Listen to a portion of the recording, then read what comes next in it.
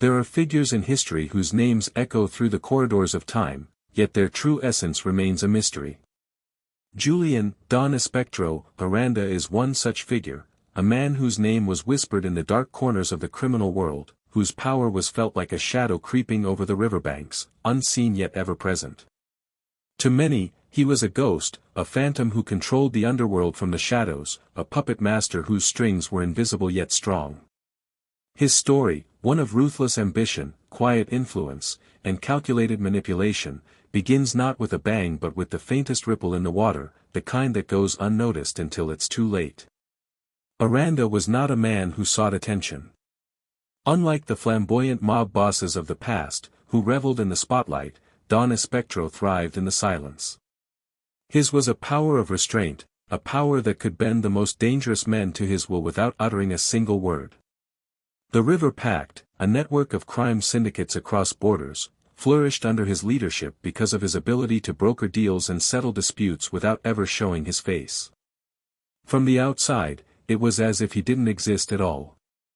Yet, beneath the surface, he pulled every string, his quiet influence spanning continents and governments alike.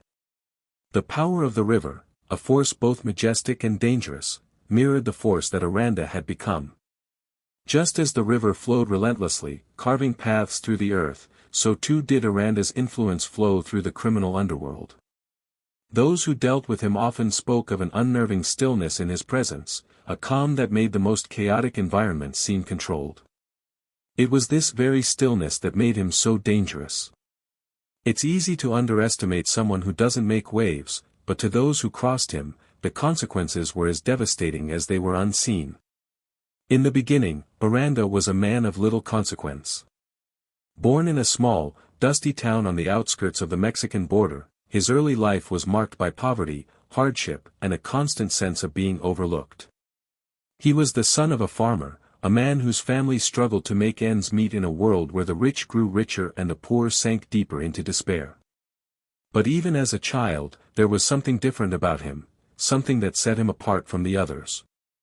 While his peers were content to dream of escape, Aranda saw the world for what it truly was, a system to be navigated, a game to be played.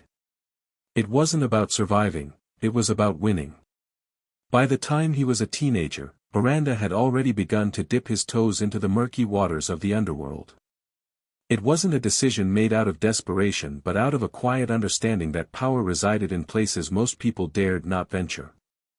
The first time he encountered the criminal world was not through violence or theft but through an act of negotiation. A local gang leader, looking for a way to settle a dispute over territory, came to Aranda with an offer. Aranda, though young and inexperienced, listened carefully, weighing his words and considering the consequences. The deal he brokered wasn't flashy, it didn't involve bloodshed or force, but it achieved what the gang leader had hoped for, peace. And it did so in a way that left Aranda with a reputation, a quiet one, but a reputation nonetheless. This was the beginning of Aranda's ascent, though few would have recognized it at the time. Where others would have seized the opportunity for fame, Aranda remained in the background, content to let others take credit for his work. His first major break came not through a violent act but through a silent coup, a move that would set the stage for his future rise. Aranda understood something that many in the criminal world never did: the true power wasn't in the ability to strike down one's enemies, but in the ability to make others think you were beyond their reach, to make them come to you, to make them need you. It was through this quiet influence that Aranda first made his name in the River Pact. Unlike the other factions that sought control through brute force, Aranda's strength lay in his ability to manipulate events from afar, to guide the flow of power with a delicate touch. He didn't need to be seen to be powerful. Like the river, he flowed beneath the surface, his presence felt only in the ripples he created. The men who worked for him were loyal not out of fear, but because they trusted his judgment, his ability to foresee outcomes before they occurred. In a world where loyalty was often bought with blood, Aranda's was bought with respect. But the River Pact was not a simple network of crime. It was an intricate web, a system of interconnected interests and rivalries, where each move could have far-reaching consequences. Aranda knew this better than anyone, and it was his deep understanding of human nature that allowed him to rise through the ranks. He never made rash decisions, every move he made was calculated, every word he spoke was measured. He understood that power, in its truest form, came not from domination but from the ability to remain unseen while pulling the strings. To some, Aranda's calmness was unnerving. To others, it was a mark of genius. He was a man of few words, but when he spoke, people listened. His silence was his strength. In a world where everything was built on noise and violence, Aranda's quietness made him an anomaly, a figure whose true power lay not in his actions, but in his ability to remain hidden in plain sight. Those who underestimated him, who thought his silence was a sign of weakness, were often the first to fall. The legacy of Julian, Don Espectro, Aranda is not one of flashy headlines or brutal showdowns. His story is not one of rapid ascension or immediate glory. Instead, it is the story of a man who knew that the most effective way to rule was from the shadows, to control not through force, but through influence. In a world where the most dangerous men were those who made their presence known, Aranda's true power lay in his ability to disappear, to blend into the background, and to manipulate events from behind the curtain. The river, always flowing, never asking for attention, was his perfect metaphor. Unseen. Untouchable. But always there. As the years passed, the mystery of Don Espectro only deepened. For some, he was a myth, a ghost who existed only in whispers. For others, he was the true architect of the criminal empire that spanned the borders, controlling everything from smuggling routes to political influence. His influence was so deeply embedded in the world he controlled that even after his disappearance, the ripples of his actions continued to affect the underworld. The question remained, was he truly gone, or was he still out there, lurking in the shadows, waiting for the perfect moment to reassert his power? The story of Julian Aranda, the man who became Don Espectro, is one of quiet brilliance, of power unseen but deeply felt. His legacy is not one that can be measured in bodies or battles won. It is the legacy of a man who understood that true control comes not from what is seen, but from what is hidden. And like the river that wins its way through the land, his influence will continue to flow, quietly, silently, forever. Julian, Don Espectro, Aranda's early life was marked by the quiet rhythms of rural existence, where time moved slowly, and the world beyond the borders seemed distant, almost unreachable. He was born in a small, dusty town on the outskirts of the Mexican border, a place that would eventually become the backdrop for the formation of his future empire.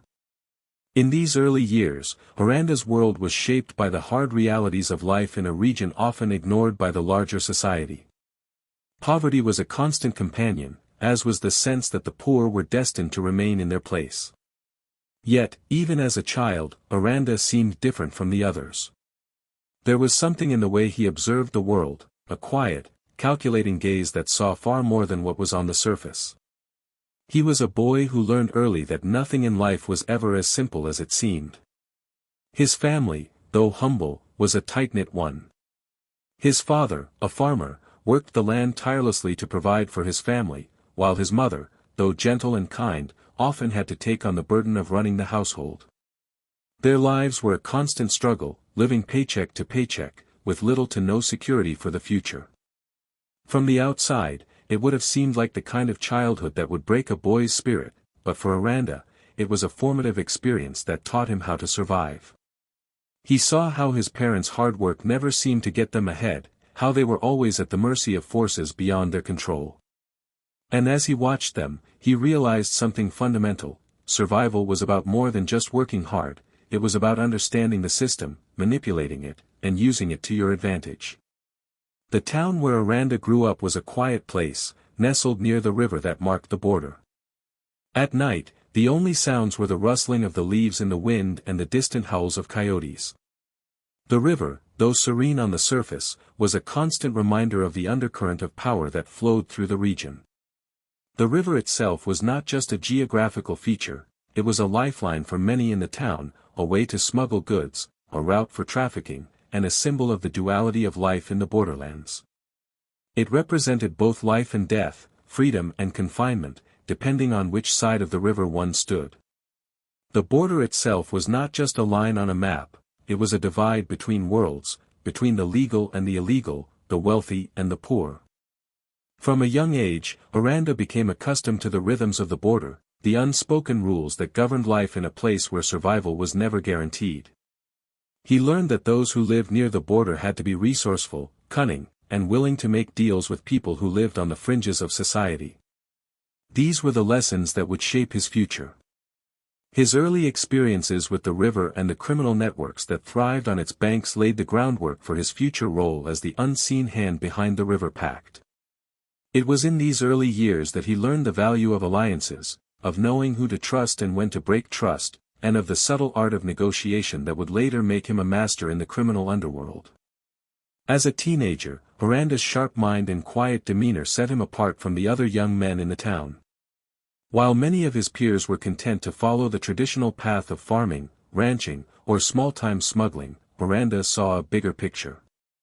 He knew that there were opportunities that lay beyond the small borders of his town, and he had the ambition to seek them out. He was not drawn to the same simple goals as his peers. He wasn't interested in just surviving, he wanted to understand the game of power that played out every day on the streets, in the shadows, and across the river. It was during these formative years that Aranda first encountered the underworld, not through violence or crime, but through the art of negotiation. A local gang leader, seeking to expand his territory and influence, came to Aranda with an offer. The leader was a well-known figure in the area, feared by many, but Aranda, still young and relatively unknown, was not intimidated. He listened carefully, noting the man's intentions, understanding his desires without needing to ask. Instead of taking the typical route of resistance or confrontation, Aranda offered a different path, a way for the gang leader to expand his influence without the bloodshed that was typical of the underworld. His offer was subtle, indirect, and brilliant. It involved shifting allegiances, quiet deals with other gang leaders, and using the local power structures to the gang leader's advantage. It was a brilliant piece of negotiation, and it worked. The gang leader walked away, not only with what he wanted but with a sense that he had gained something even more valuable, respect. This was Aranda's first taste of power, though it would be some time before he fully understood the extent of what he had just begun. But that first experience set him on a path that would eventually lead him to the top of the River Pact, a network of criminal syndicates spanning the borderlands and beyond. What made Aranda stand out from others in the world of crime was his understanding that the true power was not in brute force, but in influence. He learned that power was about perception, that people could be controlled not just by fear, but by convincing them that they had made the choice to follow you. As Aranda's reputation began to grow, so did his network of contacts and allies. He understood the importance of building relationships, but he also understood the necessity of keeping his distance. Unlike the violent crime bosses of his time, Aranda was not interested in building an empire through bloodshed and intimidation. Instead, he built it through quiet diplomacy, leveraging connections with politicians, law enforcement, and other criminal figures. He was always careful to remain just out of sight, letting others take the credit for his work while he stayed in the background, guiding events without ever making his presence known. In many ways, his quiet demeanor became his greatest strength. While others were making noise, asserting dominance through violence and public displays of power, Aranda was biding his time, making calculated moves in the shadows. He was not in a hurry, he understood that the most powerful figures in history were those who were able to control the flow of events without ever appearing to act. And this is exactly what he did. As Aranda entered adulthood, he was no longer just a small-town boy with big ambitions, he had become a figure to be reckoned with, a man whose name was whispered with both fear and admiration. But even in this moment of rising influence, Aranda never forgot his roots. The lessons learned along the riverbank, the quiet negotiations, the careful manipulation of power, these would continue to guide him as he began to form the alliances that would ultimately make him the silent architect of the River Pact. From these humble beginnings, Aranda began to weave the threads that would become his empire, one that spanned borders, alliances, and loyalties that no one could see but everyone felt. His story had only just begun, and though he was still just a shadow in the minds of many, it was clear that the man who had started out in a small, dusty town near the river was about to change the course of history in ways no one could predict. In the world of crime, it is often the ones who stay in the shadows who become the most powerful. This was a lesson Julian, Don Espectro, Aranda learned early on, and one he would carry with him as he began to make a name for himself in the underworld. His first steps into the world of organized crime were not marked by violent outbursts or flashy displays of power. Instead, they were the quiet, calculated moves of a young man who understood that success in the criminal world didn't require brute force, it required control, strategy, and, most of all, patience. His rise was not sudden, it was the gradual accumulation of power, one small deal at a time, each more intricate and influential than the last. Aranda's first major crime wasn't something that would make headlines. It wasn't a bank heist or a robbery, but a simple act of smuggling.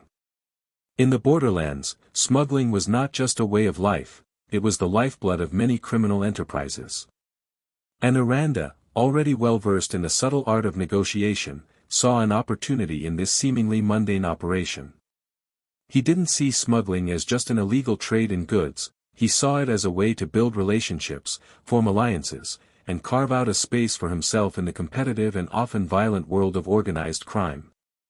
His first deal was small, a shipment of goods being moved across the river, a route that was known to many but controlled by few.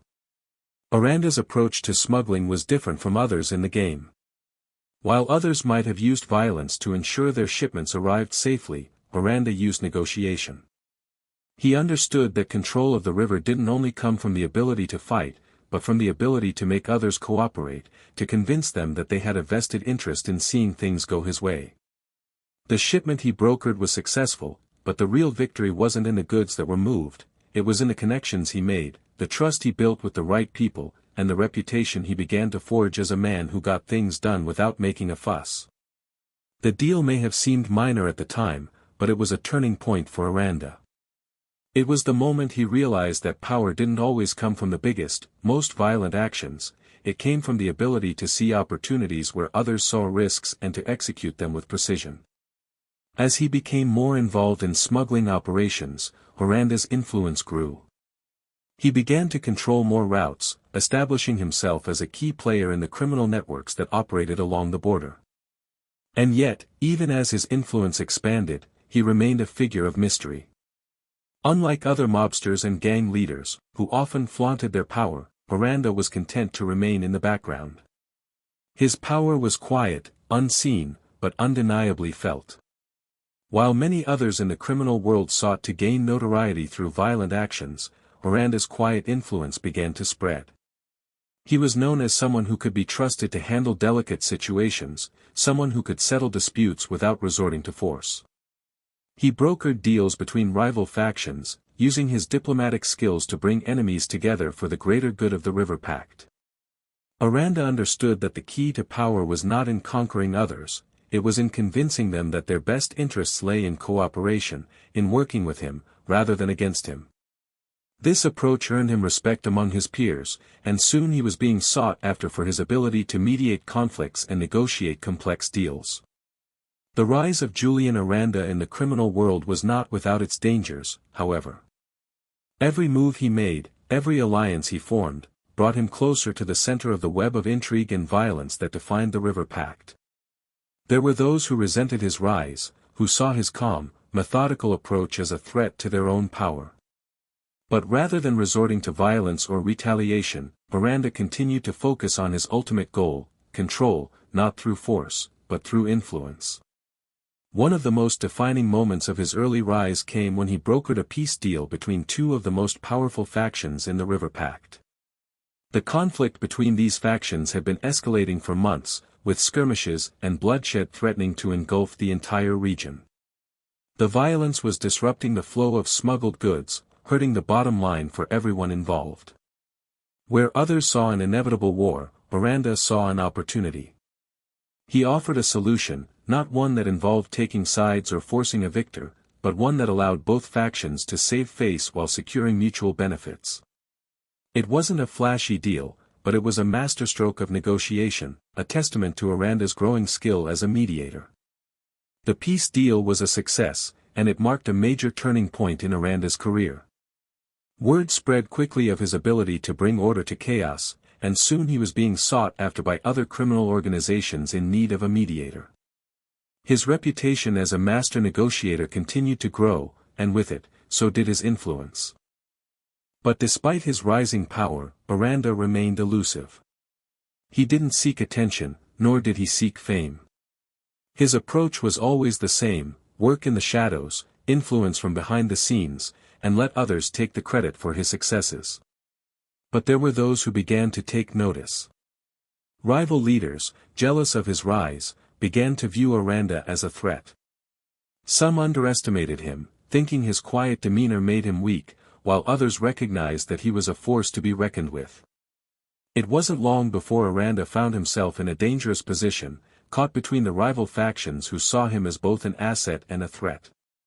The time would soon come when his loyalty would be tested, and when the world would begin to see the true extent of his power.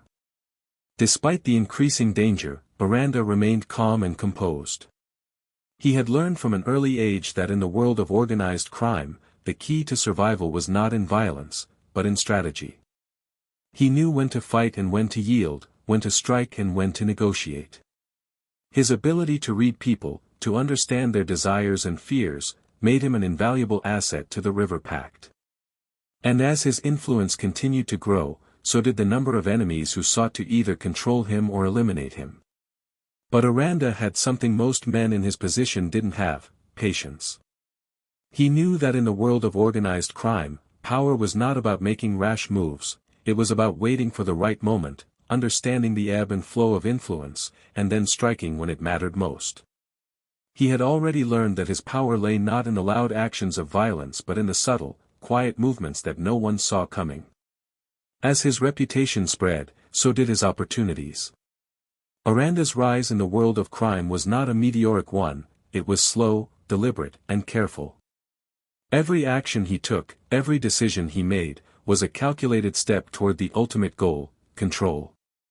And as he moved further into the heart of the River Pact, the world would soon learn that this quiet, calculating man was far more dangerous than any of the violent criminals who came before him. As Julian, Don Espectro, Aranda's influence in the criminal world continued to grow, he began to face challenges that would test not only his strategic mind but his very survival. By now, he had earned the respect of several factions within the River Pact, but the delicate balance of power within the criminal underworld was always on the verge of unraveling. It was a world where loyalty was often fleeting, where alliances were as fragile as glass, and where a single misstep could lead to a brutal downfall. But Aranda, always cautious and calculating, was aware of the dangers that lurked in the shadows, ready to strike when least expected. And so, while others sought to expand their influence through overt violence and intimidation, Aranda continued to work behind the scenes, manipulating the threads of power without ever making his presence fully known. The first real test of Aranda's power came in the form of a rivalry with one of the most feared figures in the River Pact. This man, a ruthless drug lord named Cesar El Toro Morales, had built his empire through bloodshed and terror. Morales controlled the western border, smuggling arms and drugs across the line with an iron fist. His reputation was that of a man who could not be reasoned with, a man whose word was law, and whose enemies were quickly erased from existence. For Aranda, Morales represented everything he stood against: brute force over subtlety, violence over negotiation, fear over respect. At first, the two men had little direct contact. Their territories were far enough apart that their interests didn't often overlap. But as Aranda's power grew, so did his influence in areas that Morales had long considered his own. There were whispers of Aranda encroaching on Morales's territory, of making moves that could undermine the drug lord's operations.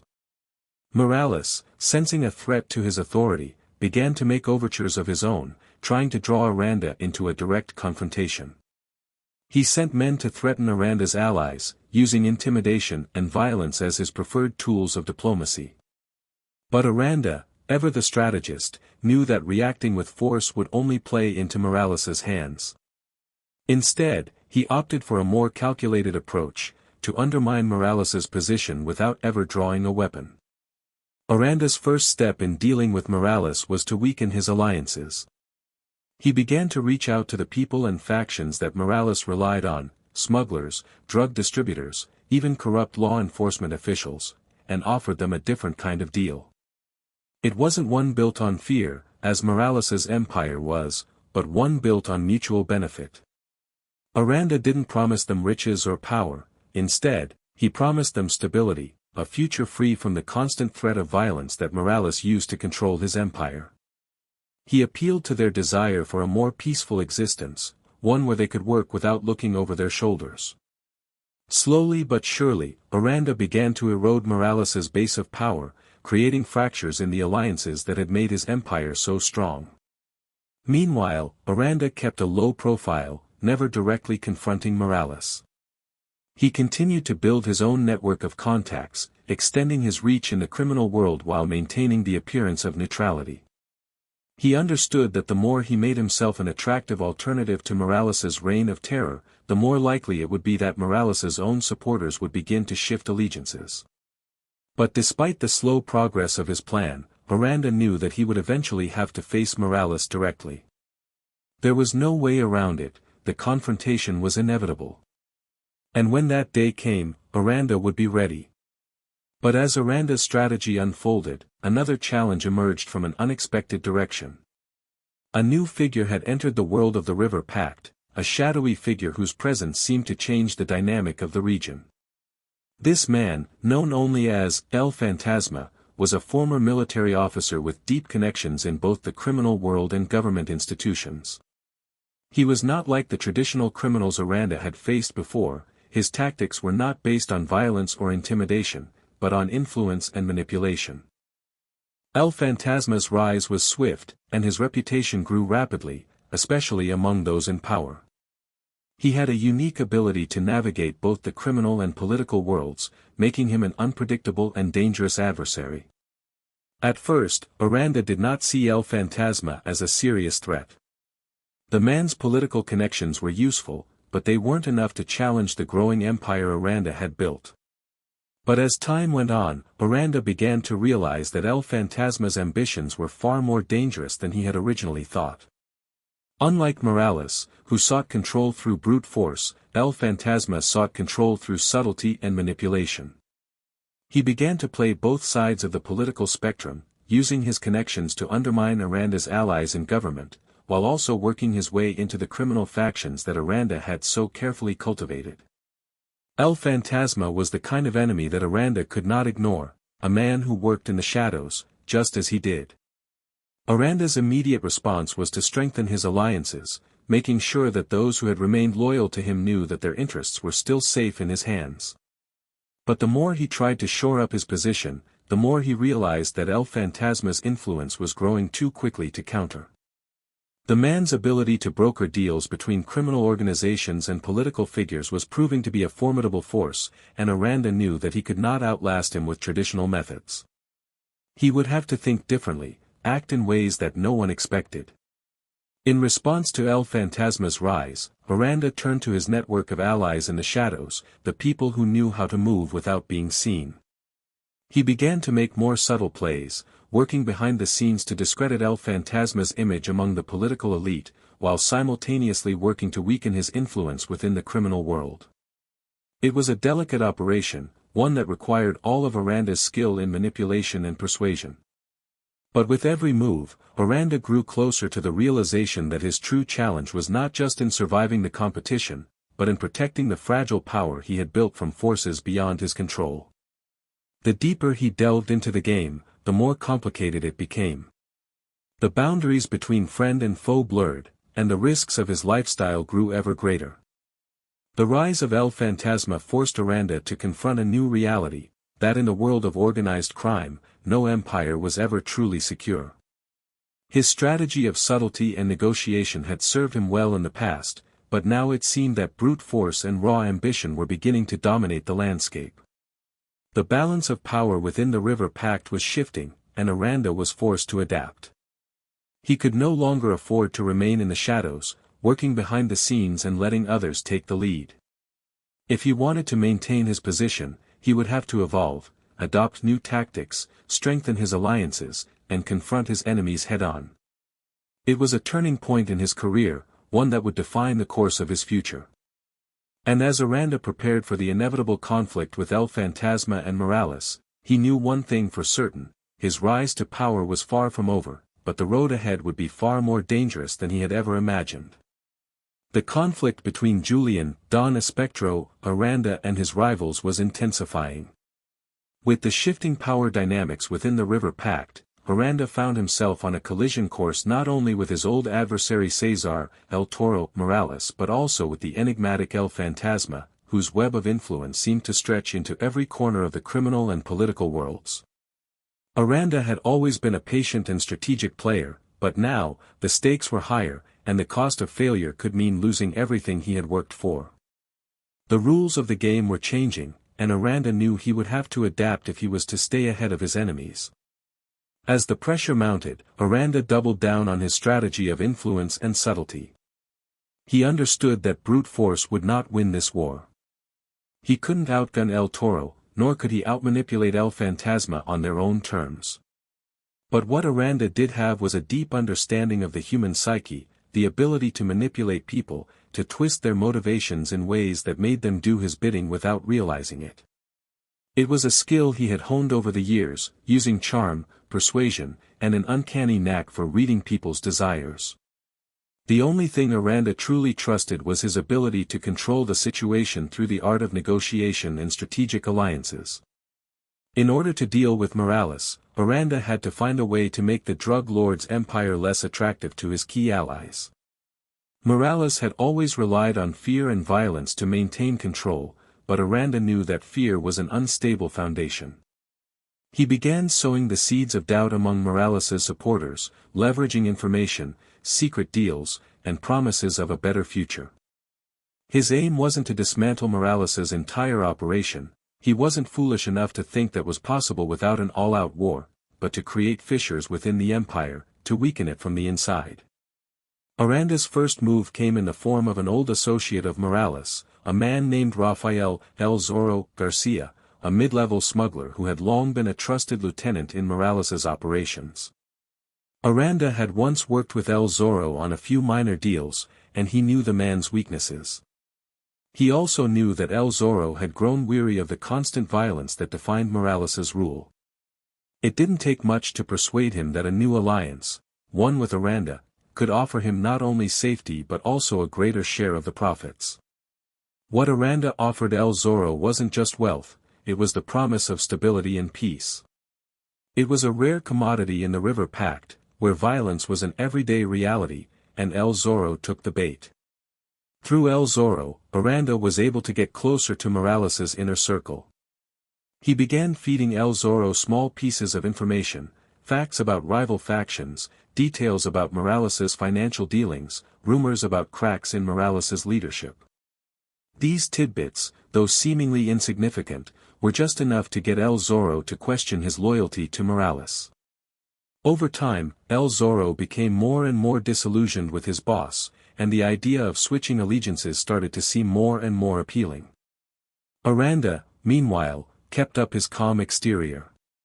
His reputation as a negotiator had only grown, and he was being sought after by more and more factions, all eager to use his skills to settle disputes or broker deals.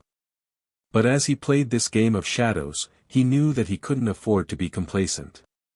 The rising power of El Fantasma was a constant reminder that even the most careful players in the game could be undone by forces they hadn't anticipated. El Fantasma, with his cold and calculating approach, had begun to expand his own network, consolidating power through manipulation and influence. Aranda had no illusions about the man's capabilities. El Fantasma was a master of creating alliances, exploiting weaknesses, and playing both sides of the political spectrum. What made El Fantasma particularly dangerous was his ability to stay hidden, to operate without drawing attention to himself while slowly taking control of the very institutions that governed the region. He had connections in government, in law enforcement, and in the very businesses that kept the economy running. Where Aranda was known for working in the shadows, El Fantasma had made the shadows his domain. As Aranda focused his efforts on Morales, he also knew that he couldn't let El Fantasma's growing influence go unchecked. The two men had yet to face off directly, but Aranda could feel the tension building. The River Pact was no longer big enough for both of them, and only one would emerge victorious.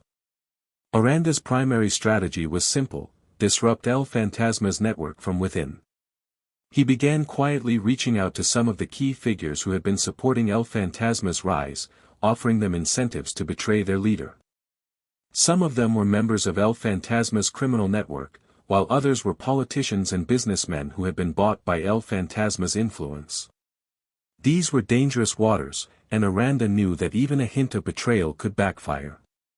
In the midst of this quiet war, a new opportunity arose. A shipment of illicit goods, drugs, weapons, and money, was set to pass through a key border crossing, an operation that Aranda knew would be vital for both Morales and El Fantasma.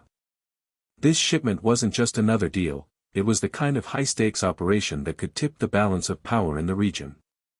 Aranda saw an opening. If he could intercept the shipment without anyone knowing it was him, he could not only cripple both Morales and El Fantasma but also position himself as the new power broker of the River Pact. The operation was carefully planned. Aranda's men would take the shipment, but the manner in which they did so would send a message to both factions.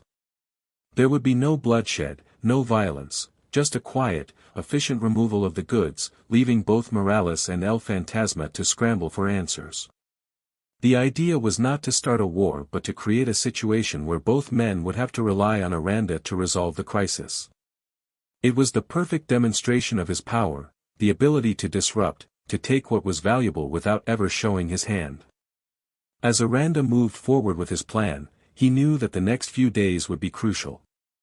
He was walking a fine line, balancing the needs of his growing empire with the risks of antagonizing the two most powerful figures in the region. He couldn't afford any mistakes, not when the stakes were this high. He was already playing a dangerous game, but the truth was, he thrived in danger. For Aranda, the world of crime wasn't just about survival, it was about controlling the chaos, making it work in his favor, and always staying one step ahead of those who would try to bring him down. The confrontation was inevitable, and as Aranda waited for the moment to strike, he knew that this would be the turning point in his career. It was no longer just about power, it was about legacy. He was ready to face his rivals head-on, but more importantly, he was ready to reshape the very nature of power in the River Pact. Whatever happened next, it would mark the end of one era and the beginning of another, one where Aranda's name would not just be whispered in the shadows but spoken with reverence and fear. The days following Aranda's quiet but calculated move against the major shipment set the stage for a pivotal moment in his rise to power. Word spread quickly across the River Pact, and soon, both Cesar, El Toro, Morales and El Fantasma knew that they had been outmaneuvered. The intercepted shipment, though carried out without bloodshed, was a humiliating blow to both factions. For Aranda, the operation was a masterstroke, a demonstration of his ability to control the flow of power without ever showing his cards. But as much as he relished the victory, he knew that this success came with risks. The River Pact was a fragile ecosystem of alliances and rivalries, and the scale of his actions could easily tip the balance toward open conflict. It didn't take long for Morales to make his first move in retaliation. The drug lord, furious over the loss of his goods, began to rally his remaining loyalists, sending out threats to those he suspected of being involved in the heist.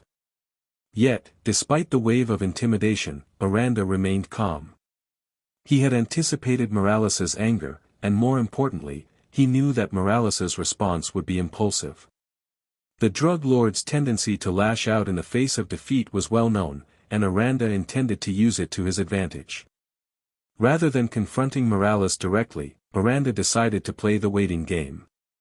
He would let Morales expose his own vulnerabilities, allowing his enemies to underestimate his next move. During this period of tense standoff, Aranda continued to expand his network. He used the disruption caused by the interception to quietly negotiate new alliances, offering protection to smaller factions that had been suffering under the heavy-handed tactics of both Morales and El Fantasma. These smaller groups, many of whom had been forced into the shadows by the rise of the larger power players, were desperate for a leader who could offer them a more stable and profitable future. Aranda capitalized on their discontent, promising them peace in exchange for loyalty. His ability to read people, to know what they desired most, was a skill that served him well. Aranda wasn't just offering them power, he was offering them control over their own destinies. This strategy, though brilliant, was not without its dangers. With each new alliance, Aranda found himself embroiled in more complex negotiations and more tangled webs of loyalty. There were moments when it seemed as though every decision he made would result in an unpredictable outcome. But Aranda thrived in this complexity, knowing that the more he spread his influence, the more difficult it would be for his rivals to retaliate effectively. By creating an intricate network of interdependent groups, he could ensure that no single blow to his empire would bring it down entirely. It was a balancing act, and one that required constant vigilance. While Aranda was working to consolidate power from within, El Fantasma was busy in his own way, expanding his reach into new territories. Though Aranda had initially underestimated the former military officer, it was becoming clear that El Fantasma's influence was growing at an alarming rate. The political elite, those who had once been loyal to the old order, were beginning to turn to El Fantasma for protection, and his connections within law enforcement were proving invaluable. In contrast to the crude violence that defined Morales's empire, El Fantasma's power was based on his ability to navigate the political landscape with finesse. He was not a man who would spill blood recklessly; instead, he preferred to work behind the scenes, using whispers and favors to bend the world to his will. Aranda knew that if El Fantasma was allowed to continue expanding unchecked, his network would soon rival, if not surpass, anything Aranda had built. The challenge, however, was that El Fantasma operated in a different world altogether. His realm was one of diplomacy, strategy, and subtle manipulation.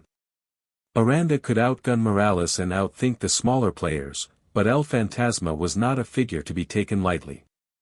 He was not driven by greed or ambition in the traditional sense.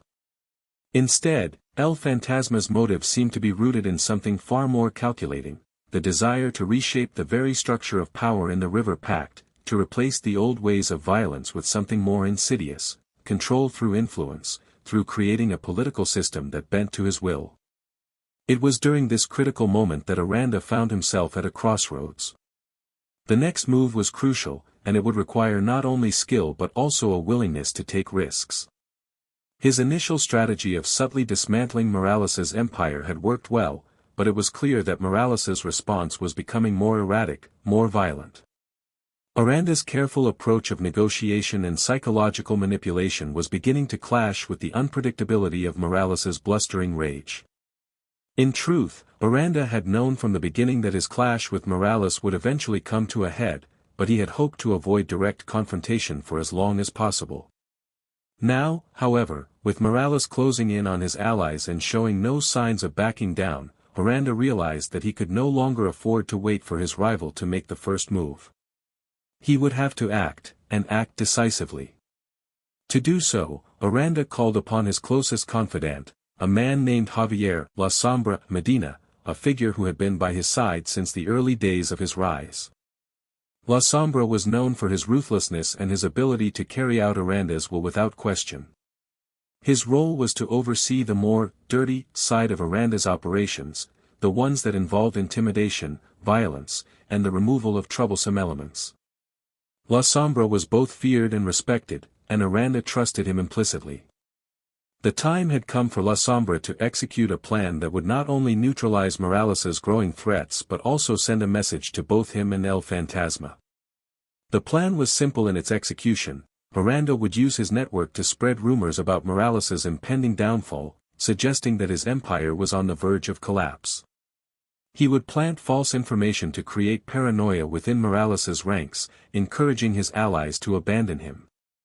At the same time, La Sombra and his team would launch a series of covert operations designed to take out Morales's key lieutenants, those who were still loyal and active in the field. The goal was not to destroy Morales entirely, but to render him weak, isolated, and paranoid. With his power base fractured, Morales would be forced to rely on Aranda to regain control, positioning him as the only man capable of restoring order in the chaos. Aranda's plan was a bold one, but it had the potential to turn the tides in his favor. If it succeeded, it would not only cripple Morales but also send a clear message to El Fantasma, that the old ways of power were no longer the only path to dominance.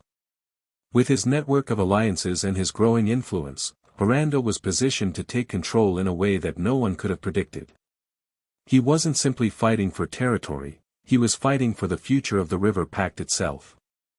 And in this game of shadows, there could only be one victor. As the first phase of the plan unfolded, Aranda sat back, watching as the pieces began to fall into place. The next few days would determine whether he would emerge victorious or whether his empire would collapse under the weight of its own ambition. But Aranda was confident in one thing: he had already won the game. Now, it was just a matter of making sure everyone else knew it. The aftermath of Aranda's orchestrated moves against Morales sent shockwaves through the River Pact. Morales, ever the bruised lion, was thrashing in response to the attacks on his lieutenants, but it was clear that his power was beginning to falter.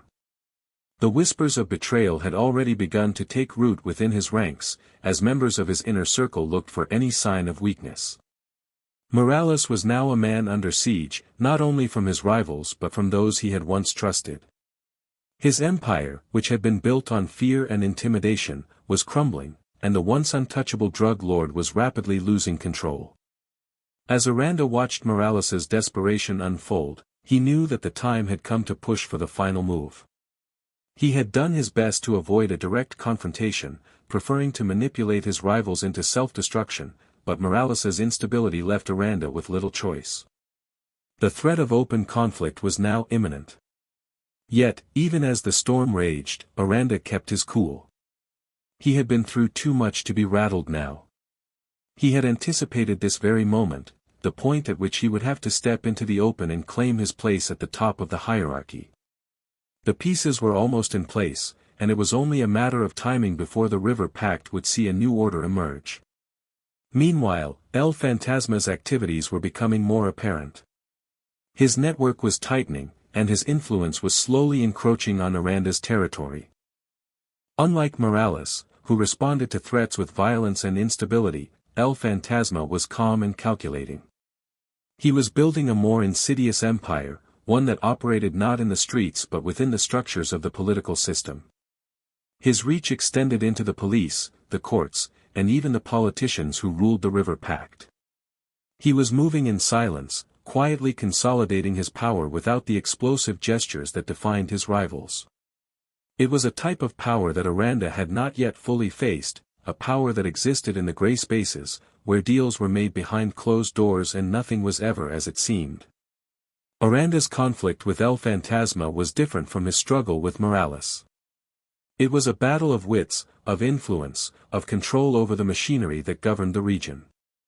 Morales, for all his bluster, was a man of the streets, a kingpin who understood the language of violence and fear. El Fantasma, on the other hand, was a shadow in the corridors of power. He understood the game of politics, of favors, of alliances that transcended the criminal world. Aranda knew that to face El Fantasma, he would have to do more than just outplay him on the streets. He would have to challenge him on his own turf, an arena where Aranda had not yet fully entered. In the weeks that followed, Aranda began to lay the groundwork for a shift in his approach. He still maintained his alliances with the smaller factions, the ones who were loyal to him and who had no love for Morales or El Fantasma.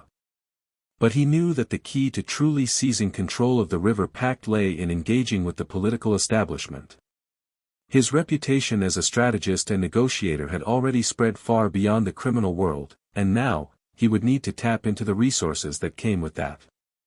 Aranda began to approach the political elite with a new proposition, one that promised stability, wealth, and protection from the chaos that Morales and El Fantasma were both creating. The first to respond were a handful of mid-level politicians, men and women whose careers had been jeopardized by the rising tensions between the criminal factions. They were the kind of people who had made their fortunes through shady deals but were now beginning to feel the pressure from both sides. Aranda's pitch was simple. He promised to offer them the protection they needed to remain in power, protection that only he could provide. In exchange, they would give him access to the levers of power. His presence in political circles would shift the balance of influence. Aranda was offering them a way out of the madness, a way to continue their lives without the constant threat of violence. In parallel to these political negotiations, Aranda knew that the time had come to directly confront El Fantasma. The political side of the game was important, but so too was the criminal side, the side where he had carved out his identity. Aranda began to turn the screws on El Fantasma's operations, quietly eroding his power base by planting dissent among his key supporters. El Fantasma, who had relied on subtle manipulation, was now facing a man who knew how to exploit those very same tactics. Aranda wasn't trying to destroy El Fantasma outright. Rather, he was aiming to weaken him, to make him vulnerable. If El Fantasma could be made to lose control of his network, then he would be forced to turn to Aranda for help. The challenge was that El Fantasma was no fool. He knew the stakes of this game, and he had long suspected that Aranda would eventually turn his attention to him. The two men had yet to meet face to face, but there were already rumors circulating about their future confrontation. Both men were seen as masterminds of the River Pact's criminal and political underworlds, and their struggle for supremacy had become the stuff of legend. Yet, despite their respective talents, neither was fully prepared for the other's level of cunning. As tensions between Aranda and El Fantasma built, so too did the paranoia within Morales's camp. The fractured remnants of his empire were now in disarray, with many of his former lieutenants defecting to Aranda's side. The drug lord's desperation was palpable, and his once proud organization had become a shadow of its former self. Aranda's plan to take Morales down had worked far better than he had hoped. Morales, once the king of the River Pact, was now reduced to a man fighting for survival. In these final moments of Morales's reign, Aranda knew he had to be careful. The world he was about to step into, the world of total control, was fraught with dangers. Even with Morales on the verge of collapse, there was still the matter of El Fantasma to contend with. The balance of power was fragile, and Aranda was keenly aware that any misstep could spell disaster. But in the back of his mind, he had already begun to picture his victory. He could see it now, himself sitting at the top of the River Pact, not as a mere drug lord, but as the undisputed power broker of the entire region. A man who had risen not through violence, but through strategy, alliances, and the manipulation of both the criminal and political worlds. Aranda had no illusions about the difficulties ahead. His enemies were still formidable, and his empire was still in its infancy. But he was no longer just a shadowy figure in the underworld. He was becoming the face of a new order, one where the rules of the game were his to define. The next chapter in his story was about to unfold, and as he prepared for the final clash with El Fantasma, he knew that nothing could stop him now. The River Pact would soon be his. The tension between Aranda and El Fantasma had reached a boiling point. Their rivalry, which had initially been one of silent maneuvering, was now openly erupting in subtle clashes, each move adding fuel to the growing fire. Both men were acutely aware that the next few weeks would determine the future of the River Pact. Yet, for Aranda, there was no question, he had spent years laying the foundation for his ascent, and now the pieces were in place for a final, decisive move. But while he prepared for his next step, he understood that El Fantasma would not yield easily. This was not a man who could be intimidated or outmaneuvered through ordinary means. El Fantasma played a far more subtle game, one rooted in influence, alliances, and political power. It was this world, the world of quiet deals and whispered favors, where Aranda would need to face his true test. For weeks, Aranda had kept his attention split between his criminal empire and his growing involvement in the political sphere. His network had grown stronger, more entrenched in every level of the River Pact society. He had become a shadow figure in political offices, his influence quietly but steadily infiltrating every corner of the region's power structures. Yet, even as he solidified his place within these circles, he was acutely aware of the danger posed by El Fantasma's silent march through the same spaces. El Fantasma's ability to sway politicians, law enforcement, and even the media had already given him an advantage that Aranda could not ignore. If Aranda wanted to truly claim the River Pact as his own, he would need to engage in a battle of intellects with a man who understood power as well as anyone. Aranda had already set the stage for his confrontation. He had continued his campaign of undermining El Fantasma's closest allies, planting seeds of doubt and mistrust within his network. El Fantasma's rise had been built on his ability to maintain a tight grip on his people, but that grip was slowly slipping as Aranda's subtle machinations took root. His influence spread, creating rifts where none had existed before. Yet, as with any game of power, there were limits to what Aranda could achieve through indirect means. He knew that he would need to confront El Fantasma directly if he was to secure his dominance. In the weeks that followed, both men moved with greater precision, each anticipating the other's moves. But it was Aranda who ultimately struck first. The moment came during an elegant gala, hosted by one of the region's most influential political families, where the powerful and the wealthy of the River Pact gathered under the guise of celebration. It was a place where deals were made, where power was brokered with the exchange of a handshake or a whispered word in the ear. Aranda knew that the gala would be the perfect setting for his next move. Despite his quiet nature, Aranda had become a figure of immense interest within the River Pact's elite circles. He was respected not just for his growing empire, but for his ability to navigate the world of politics with the same level of expertise he applied to his criminal operations. His presence at the gala was no accident. It was a deliberate choice, a calculated maneuver that would send a clear message to El Fantasma and anyone else who might challenge him. Aranda arrived at the event with La Sombra by his side, his trusted enforcer, who was as much a part of Aranda's political strategy as his criminal one. Together, they moved through the crowd, exchanging pleasantries with key figures while keeping their eyes on the prize. El Fantasma, of course, was also present. The moment Aranda laid eyes on him, he knew that this was the beginning of the end. El Fantasma stood across the room, his usual calm demeanor in full display. He was surrounded by a tight-knit group of political figures, and his quiet conversation with a senator from the capital spoke volumes about the breadth of his influence. El Fantasma had mastered the art of remaining in the background, manipulating events from the shadows while allowing others to take center stage.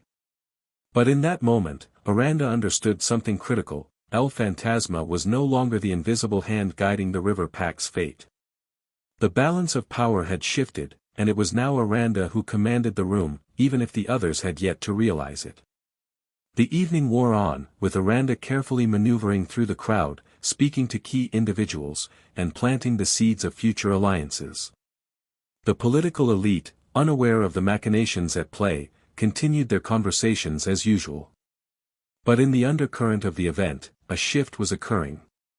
As Aranda moved, he noticed something. The political figures who had once given El Fantasma their undivided loyalty were beginning to look at him with curiosity, and in some cases, with doubt. This was not by accident. Aranda's subtle influence had begun to erode El Fantasma's support, and as the evening wore on, the whispers grew louder.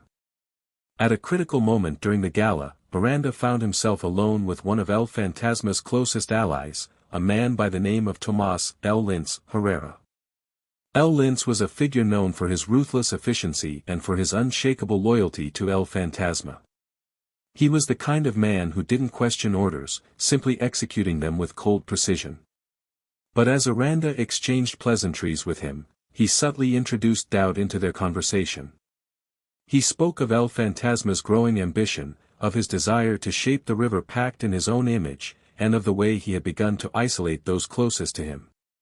It wasn't a direct attack, just a few well-placed words that planted a seed. Aranda knew that if he could make El Lince question his loyalty, then he would have a foot in the door. By the end of the night, Aranda's influence was evident. El Fantasma's one solid network was showing signs of fragmentation, and Aranda had successfully positioned himself as the man to watch. The game had shifted, and now El Fantasma could no longer afford to sit in the shadows. He would have to make a choice, engage with Aranda directly, or risk losing everything he had built. The calm, measured game he had played for so long was about to meet Aranda's calculated chaos. Yet, even as Aranda stood victorious in that moment, he knew that his path was not without its obstacles. El Fantasma was no stranger to adversity, and the true battle had only just begun. But as Aranda looked around the room at the faces of the River Pact's elite, he felt an undeniable sense of power. He had played his cards masterfully, and now, he was in position to dictate the next move. The final confrontation, the one that would determine the future of the River Pact, was looming ever closer. And Aranda, always one step ahead, knew that he was ready to seize the moment when it arrived. The days following the gala were a blur of activity for Aranda. The careful strategy he had employed to destabilize El Fantasma's network was starting to pay off in subtle but significant ways. There was a new energy in the air, a palpable shift in the balance of power. The political elite, once firmly aligned with El Fantasma, were beginning to look in Aranda's direction.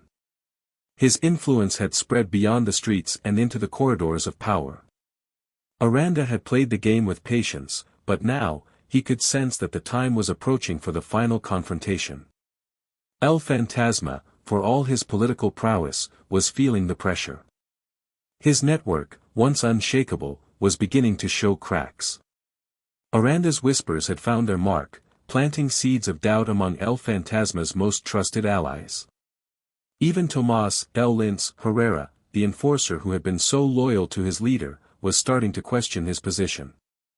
The rift between El Fantasma and his followers was growing wider, and Aranda could feel the opening. But, as always, he knew that rushing the final move could be disastrous. He was a strategist, not a brute force operator, and patience was key. As Aranda watched the political landscape shift around him, he could feel the walls closing in on his rival. El Fantasma's once smooth operations had begun to show signs of disarray. His control over the media, the police, and the politicians who had once been his most trusted allies was slipping. The rival factions, sensing weakness, began to position themselves for a power grab, and Aranda knew that the time to act was now. He had to make his move before the balance tipped too far in El Fantasma's favor, but he also knew that a sudden, rash action could send the wrong message. His strategy had always been one of precision, not chaos. In the weeks that followed, Aranda began to focus on a single, crucial target, El Fantasma's financial network. He understood that in the world of organized crime, money was everything.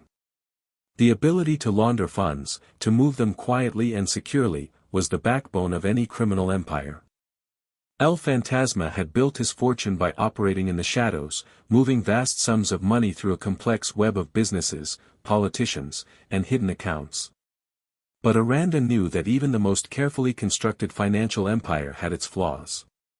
It was only a matter of time before he could exploit those weaknesses. Aranda began to assemble a team of experts, a small, elite group of financial hackers and analysts who had experience with the darkest corners of the financial world. They were meticulous, working under the radar, collecting information on El Fantasma's various shell companies, his illicit trades, and his hidden accounts. It was a dangerous game, one that could easily backfire, but Aranda trusted his team. They had proven themselves time and again, and now, they were the key to his success. The plan was simple yet effective. Aranda's team would gradually infiltrate El Fantasma's financial operations, quietly undermining them from within. They would begin by targeting his most vulnerable assets, the fake businesses that El Fantasma had used to launder money, the false documents that hid the true nature of his operations. Once those had been compromised, Aranda's team would gradually siphon off funds, redirecting them into accounts that Aranda controlled. The goal was not to cripple El Fantasma's empire overnight, but rather to destabilize it, to make him feel the pressure. Every stolen dollar would be a reminder that Aranda was always watching, always one step ahead. As the weeks passed, the plan began to unfold smoothly. El Fantasma, as always, remained largely unaware of the threat that loomed over him. His focus remained on consolidating power within the political establishment, attempting to rebuild the alliances that Aranda had so expertly undermined. But while El Fantasma played the game of politics, Aranda was playing a deeper game, one that would bleed him dry over time. Every move El Fantasma made to strengthen his position only opened new doors for Aranda to exploit. The more El Fantasma tightened his grip on the River Pact's political structures, the more Aranda's financial assault took root. And yet, despite the growing signs of El Fantasma's vulnerability, Aranda could not afford to relax. His success had been built on careful planning, and now, with El Fantasma's empire on the verge of collapse, he had to be vigilant. There were other forces at play, forces that Aranda had yet to fully understand. The River Pact was a complex web of loyalties, old grudges, and hidden motives. As Aranda advanced, he knew that his own position was precarious.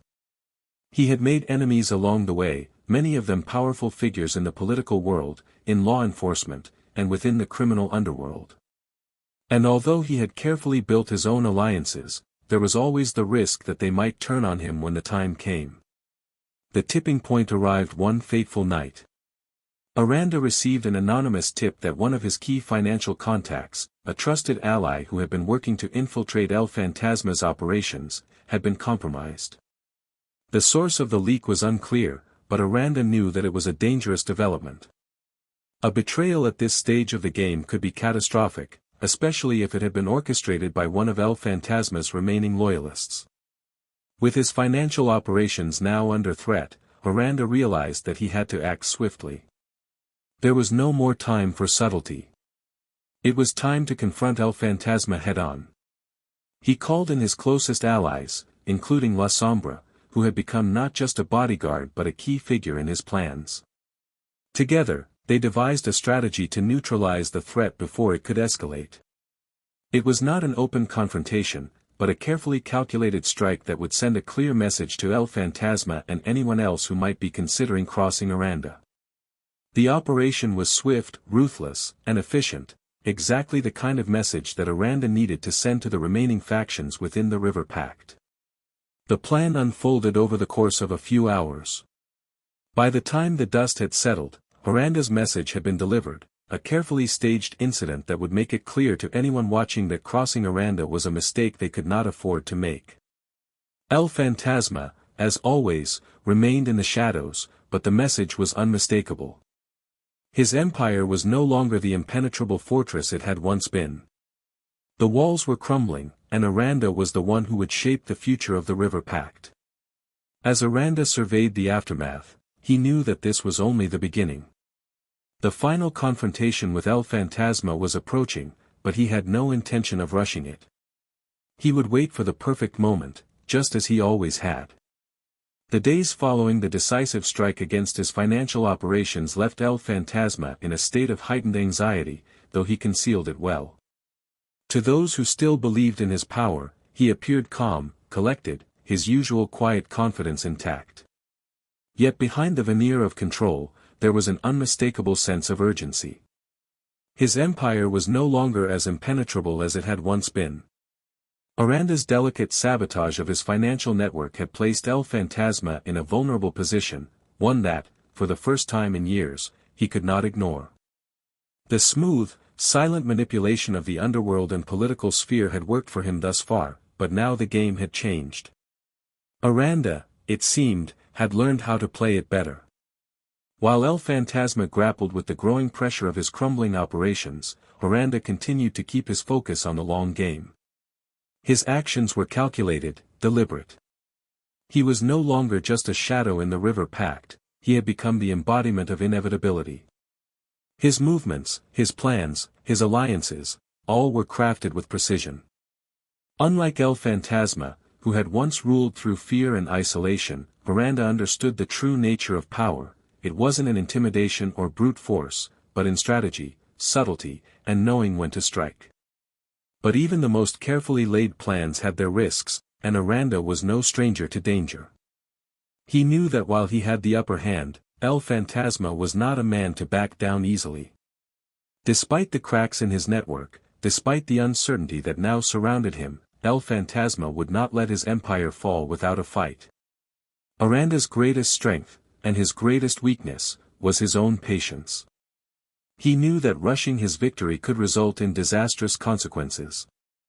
El Fantasma, having once held a firm grip on the River Pact, would not allow himself to be swept aside without exacting his own price. Aranda also knew that the greatest danger wasn't just from El Fantasma's remaining loyalists, but from within his own ranks. The deeper he delved into the underworld, the more he realized that loyalty, though valued, was a fragile thing. In a world where power shifted like sand beneath one's feet, alliances were often made not out of respect but out of necessity. There were those in his circle who might one day turn on him, drawn either by the promise of greater power or by the allure of another man's ambition. Aranda had made the careful decision to surround himself with people who were loyal not out of fear but out of respect for his vision. Yet, even the most loyal could be swayed if the right pressure was applied.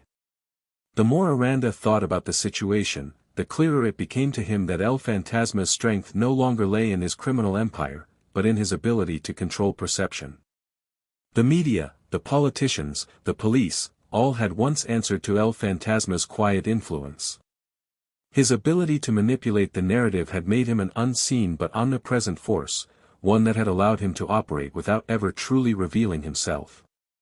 Aranda, on the other hand, had never been content with operating in the shadows. He knew that the true path to power lay in creating an image, crafting a narrative, and controlling the story of the River Pact. He would have to do what El Fantasma had failed to do, he would have to become the face of the River Pact, the name on everyone's lips. To do this, Aranda had to change the perception of the people. The River Pact, like any criminal empire, thrived on fear, but fear was a double-edged sword. It could be a weapon, yes, but it also bred distrust and isolation. Aranda understood that in order to seize full control, he would have to make himself a figure of admiration, of necessity, not just fear. He began to leverage his growing influence within the political sphere, quietly placing his allies in positions of power, ensuring that his rise was legitimized by those in the upper echelons of society. Politicians, law enforcement, even media moguls, they all became part of Aranda's intricate web of control. He was no longer just a shadow in the background, he was becoming a name that everyone in the River Pact would come to recognize as synonymous with power, with security, with inevitability. As Aranda worked to solidify his control over the media and political structures, he found that he could no longer afford to ignore the growing unrest within his own ranks. While many remained loyal, there were those who saw an opportunity in the shifting tides of power. A faction had begun to form, led by none other than Tomás El Lince Herrera. El Lince had once been one of Aranda's most trusted allies, a man who had helped him to undermine El Fantasma's operations. But now, with Aranda's influence growing, El Lince saw the rise of his own opportunity. It wasn't out of a personal vendetta against Aranda, but rather out of the belief that the River Pact needed a new leader, someone with a more direct, brutal approach. El Lince was the embodiment of that brutality, a man who believed in the strength of direct action rather than subtle manipulation. The tensions within Aranda's ranks were mounting, and while he remained outwardly calm, he knew that something would have to give. If he was to secure his dominance once and for all, he would need to address the growing power struggle at home. El Lince's faction could not be allowed to grow too powerful, or it would split his empire in two. But Aranda also knew that a direct confrontation with El Lince would be disastrous. A power struggle could tear apart the fragile alliances he had spent years building. Instead, he would do what he did best, maneuver. Aranda reached out to a trusted intermediary, a figure who had long been involved in the behind-the-scenes dealings of the River Pact, someone with knowledge of the key players and their ambitions. This intermediary, a man known only as El Sabio, had the power to sway the factions within the River Pact without ever stepping into the open. El Sabio was a master of negotiation, of playing people against one another while keeping his hands clean. Aranda knew that if he could leverage El Sabio's influence, he could quietly neutralize the threat posed by El Lince without ever needing to spill blood. The challenge, however, would be to keep El Sabio on his side. There were always risks in dealing with someone who played both sides, someone who was as quick to betray as they were to ally. But as the days passed, the political pressure continued to mount. The media began to turn against El Fantasma, subtly shifting the narrative toward Aranda's favor. News outlets that had once been firmly in El Fantasma's pocket were now publishing stories that highlighted his growing incompetence, his inability to hold the River Pact together. Aranda's name was increasingly appearing in the media, not as a shadowy figure, but as a leader who could bring stability, who could restore order. Slowly, the public began to view him as their savior, and with that shift in perception, the final victory over El Fantasma seemed all but inevitable. It was in these final weeks before the showdown that Aranda's strategy would come to fruition. Every move, every alliance, every subtle shift in power had been leading up to this moment. El Fantasma, meanwhile, remained largely unaware of how completely the tide had turned against him. The endgame was fast approaching. Aranda, now in a position of unmatched power, prepared for the final confrontation that would determine who would control the River Pact for generations to come. The days following El Fantasma's public fall were both exhilarating and tense for Aranda. The narrative had shifted, the media now painted him as a reformer, the man who could bring stability to the River Pact. But beneath the surface of this growing public support, Aranda knew the final battle was far from over. El Fantasma was down, but not out. The River Pact was a living, breathing entity, with every faction and ally carefully watching the shifting power dynamics. To maintain his newly gained status, Aranda would need to confront not only his enemies but the fragility of his own empire. There was an uneasy calm that hung in the air. In the weeks following El Fantasma's increasingly visible decline, Aranda had methodically begun to consolidate power. He strengthened his ties to politicians, business tycoons, and members of the law enforcement community who had remained loyal to the River Pact. Slowly, but surely, he created a network of influence that stretched far beyond the streets of the underworld. But despite all of this, Aranda was acutely aware that this growing power, while advantageous, was also a target. The more visible he became, the more he invited the kind of scrutiny that could unravel everything. Aranda's primary concern had always been the loyalty of his closest allies. Many of them were ambitious men, driven by a desire for power, money, or respect. The true loyalty that Aranda had cultivated through years of strategic alliances was hard to maintain when those ambitions collided with his own goals. His closest confidant, La Sombra, was as loyal as they came, but even she had her own secret ambitions. Her role in the success of the financial sabotage, as well as her understanding of the intricacies of power within the River Pact, made her indispensable to Aranda. Yet, Aranda knew that alliances, no matter how solid, were fragile. He could not afford to overlook the possibility that even someone like La Sombra could someday question her place in his empire. There were whispers now, deep within the River Pact, of those who thought Aranda was too cautious, too subtle. Tomás L. Lince Herrera, the former enforcer, had become the personification of raw power. He was a man who believed that the strongest survived, and the weak were to be discarded. Though he had once been a trusted ally of Aranda, his resentment was growing.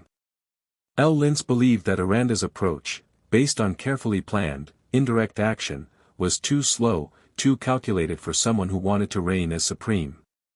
While Aranda's methods had worked so far, there was a growing faction led by L. Lince that believed direct force, ruthlessness, and intimidation were the only real ways to dominate. L. Lince was charismatic, his presence both terrifying and magnetic. He had made his name in the streets, built his reputation on violence and intimidation, and his followers were fiercely loyal to him for the same reasons.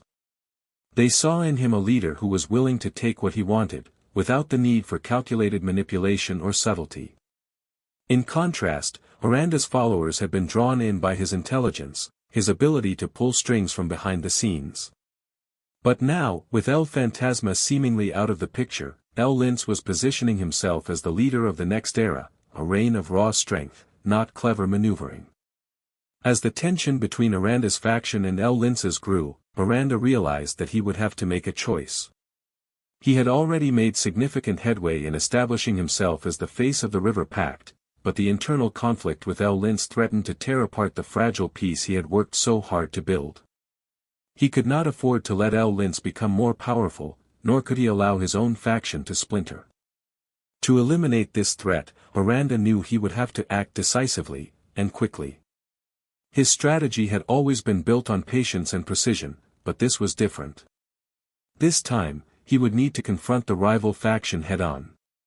Aranda's first move was to undermine Lince's support base. He knew that direct confrontation would only fuel the flames of rebellion, so he took a more indirect approach. He began to silently work through his network, planting seeds of doubt among Lince's most trusted allies. Aranda knew that many of them were loyal to the idea of power, not to any one leader. By manipulating their insecurities, their ambitions, he could turn them against Lince without ever needing to engage in open warfare. This maneuvering, though subtle, was effective. Slowly, key members of Lince's faction began to pull away. They started questioning his ability to lead, his uncompromising approach, and his capacity to bring real change to the River Pact. Aranda's own reputation continued to grow, not just as a criminal mastermind, but as someone who could bring stability, wealth, and security to those around him. The Whisper campaign was gaining traction, and Aranda could feel the ground shifting beneath Lince's feet. The final blow, however, would need to come in the form of a public spectacle. Lince had to be shown to be a threat, to be seen as an unpredictable, dangerous force that was no longer aligned with the future of the River Pact. Aranda understood that perception was everything, especially in the underworld. The people, the politicians, the police, they needed to see that Aranda was the future, not Lince. One evening, as the temperature in the city dropped and the streets buzzed with the usual underworld activity, Aranda gathered his most trusted allies. Among them was La Sombra, as well as several key members of his financial network. They met in a safe house, a secluded spot that was known only to the highest-ranking members of the faction. The plan was simple yet elegant. They would stage a public confrontation that would paint Lince as the rogue element within the River Pact, a man who no longer understood the delicate balance that held the empire together. The next day, under the cover of nightfall, the plan was set into motion. Aranda's men, acting as if they were rogue elements of Lince's faction, would stage a violent altercation in a public square, where Lince and his followers had been known to frequent. The message would be clear: Lince was out of control, a loose cannon who could no longer be trusted to lead. The stage was set, and Aranda could only wait and watch as the events unfolded. What transpired was exactly what Aranda had hoped for. The fight, though orchestrated, appeared brutal and real. Lince's followers, many of them hardened criminals, were drawn into the fray, and a bloody battle broke out in the middle of the public square.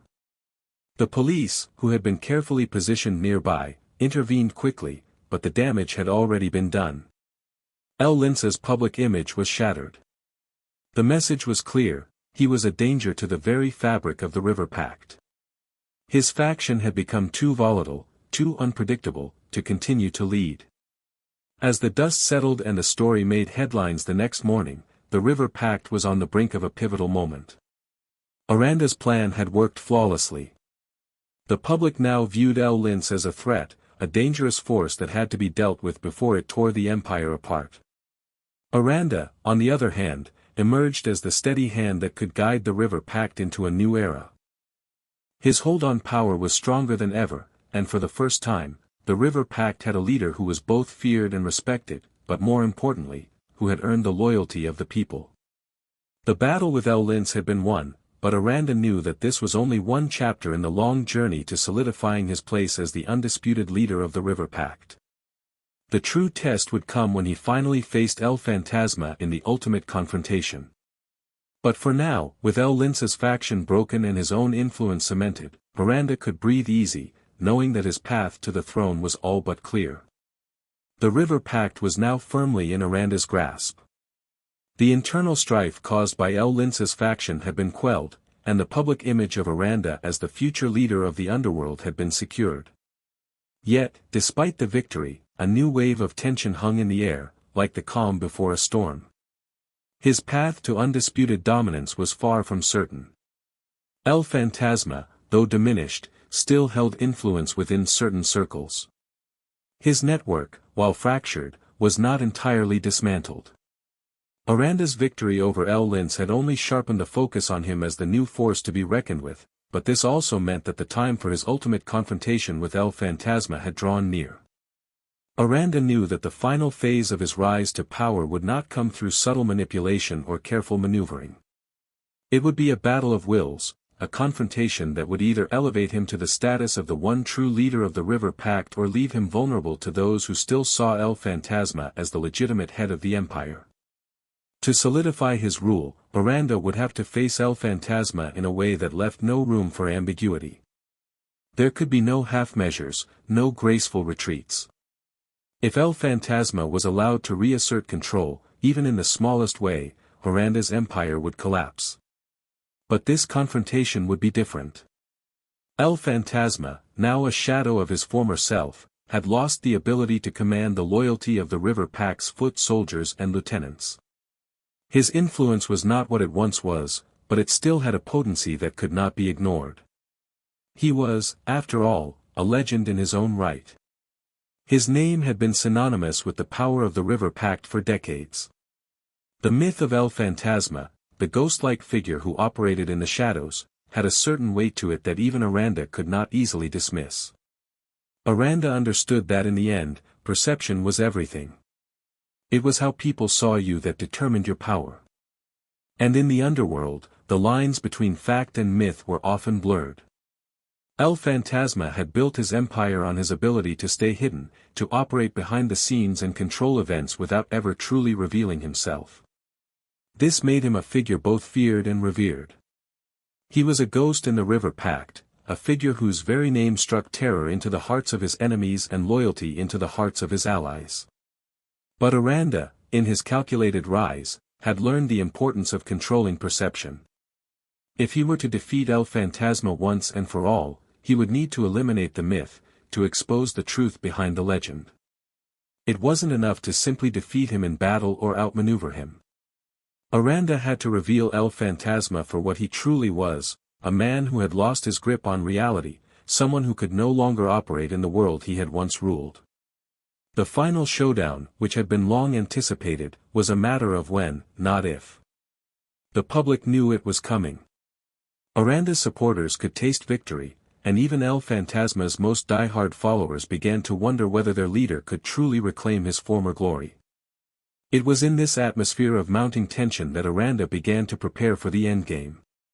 He would not rush into this battle. He knew that the moment of confrontation had to be perfectly timed. While El Fantasma's loyalists clung to the idea of their leader's inevitable return, they began to see the cracks in his empire. His reach was no longer what it had once been. Even his closest allies began to question his ability to lead. Some of his most trusted lieutenants, once devoted to him to the point of near fanaticism, were now looking to Aranda. There were those who had begun to see the writing on the wall. El Fantasma's downfall had not only been a result of Aranda's financial strikes but of his own inability to adapt. He had become too complacent, too reliant on the myth of his own power. And while El Fantasma still had the capacity to inspire fear, the cracks in his persona were becoming too visible to ignore. Aranda, aware of these shifts, decided that the time to act had come. He had made his preparations, ensured his network of loyalists and allies were in position, and set the stage for the final blow. The moment El Fantasma made his move to reassert control, Aranda would be ready. There would be no hesitation, no second chances.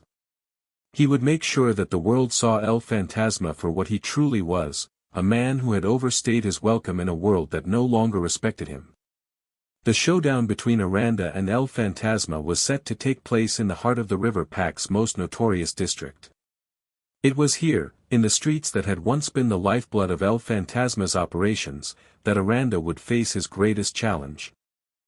The district was symbolic, the very heart of the empire, and it was the ideal place for the final confrontation. Aranda, knowing the power of symbolism, understood the importance of this setting. It wasn't just a battle of men, it was a battle of legacies. As the day of the showdown approached, Aranda made a final round of visits to his most trusted allies. He spoke with La Sombra, who was still a key part of his operations, and reminded her of the stakes. Though the victory over El Lince had cemented his position, it was this final act that would secure his legacy. La Sombra, ever the pragmatist, reminded Aranda of the risks. El Fantasma was not to be underestimated, and there were still those in the River Pact who would cling to his vision. But Aranda was resolute. He had already outwitted his rivals, and he had the loyalty of those who truly mattered. He would win this final battle, just as he had won all the others. The night before the confrontation, Aranda walked the streets of the district. The familiar sights of the underworld were still there, bars, speakeasies, shadowy figures moving in the dark, but the atmosphere felt different. There was a sense of inevitability in the air, a sense that this was the beginning of the end. Aranda's footsteps echoed in the quiet streets, a reminder that he was now the master of this domain. The morning of the showdown dawned cold and gray, the sky heavy with the promise of rain. Aranda, dressed in his usual understated elegance, made his way to the heart of the district. His mind was focused, his movements deliberate. He knew that this battle would not only determine who would rule the River Pact but would also shape the future of the empire. El Fantasma had built his legacy on fear and secrecy, but Aranda would build his on control, on perception, on the ability to evolve. As Aranda stepped into the final stage of his rise, he knew that this battle would be his most defining moment. The time for subtlety was over. The River Pact would have a new ruler, one who would be as visible as he was powerful. And when the dust settled, it would be Aranda's name that would be remembered as the man who brought an end to El Fantasma's reign, and who reshaped the underworld in his own image. The battle for the soul of the River Pact had begun. The confrontation between Aranda and El Fantasma was no longer just a clash of two men. It had become a defining moment for the future of the River Pact, a moment that would shape the direction of the underworld for generations to come. The district where the final battle was to take place had become a symbol of the power struggle, its dark alleys and smoke-filled rooms had witnessed countless deals, betrayals, and victories. Now, it was poised to be the stage for a drama that would see the last remnants of El Fantasma's empire crumble, or, conversely, the restoration of his rule. The outcome would not only affect Aranda and El Fantasma, but it would also alter the delicate balance of power within the River Pact forever. Aranda's preparations for the confrontation had been meticulous. He had made sure that every angle was covered, every move accounted for. The streets were already abuzz with rumors of the showdown, and his loyalists were positioned to ensure that El Fantasma's supporters would not interfere. It was not just about defeating El Fantasma, it was about sending a message to everyone within the River Pact. This was no longer a fight for control, it was a battle for legitimacy. Aranda knew that to secure his rule, he needed to make this confrontation as decisive and public as possible. The moment he stepped into the heart of the district, Aranda could feel the weight of history on his shoulders. The air was thick with tension, every corner seemed to hide a potential threat. The old-world charm of the district, once a vibrant testament to the power of the River Pact, now felt oppressive. The buildings, worn by time and neglect, stood as silent witnesses to the conflict that had been brewing for years. And in the distance, Aranda could almost sense El Fantasma's presence, a shadow that loomed over everything, a reminder of the legacy that Aranda sought to surpass. But Aranda was resolute. The man he was facing now was not the El Fantasma of old, the fearsome figure who had once ruled the underworld with an iron fist. No, this was a man whose power had decayed over time. His legend had outgrown the reality of his abilities. And Aranda, ever the strategist, knew that it was only a matter of time before the myth was shattered. The first sign that El Fantasma had arrived was the unmistakable movement of his supporters through the crowd. His men, though fewer in number, still commanded respect. They moved with the precision of a well-oiled machine, their eyes scanning the crowd, always alert, always on edge. They had come to see their leader's resurrection, to witness his return to power. But even they could feel the shifting dynamics. There was something in the air that felt different. The streets, once so familiar, now seemed hostile. The underworld had changed, and it wasn't the place it had been when El Fantasma ruled. This was Aranda's world now, a world built on a new kind of power, one that was grounded in intelligence, manipulation, and control. Aranda knew it would only be a matter of time before the supporters of El Fantasma began to realize this. When El Fantasma finally appeared, he was not the figure of legend that Aranda had expected. The man who walked into the square was gaunt, his face drawn with age and weariness. His once sharp eyes seemed dulled, his movements slower, more deliberate. He no longer carried the air of invincibility that had made him a terror in the River Pact. And yet, there was still something about him that commanded attention, his presence was undeniable.